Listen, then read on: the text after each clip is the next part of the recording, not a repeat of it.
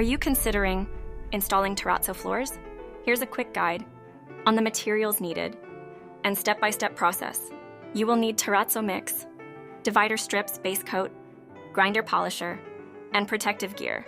Start by inspecting the subfloor, applying a primer, and installing divider strips. Then, apply the base coat and let it dry. Next, prepare the terrazzo mix. Spread and compact it, grind the surface, and polish it. After installation,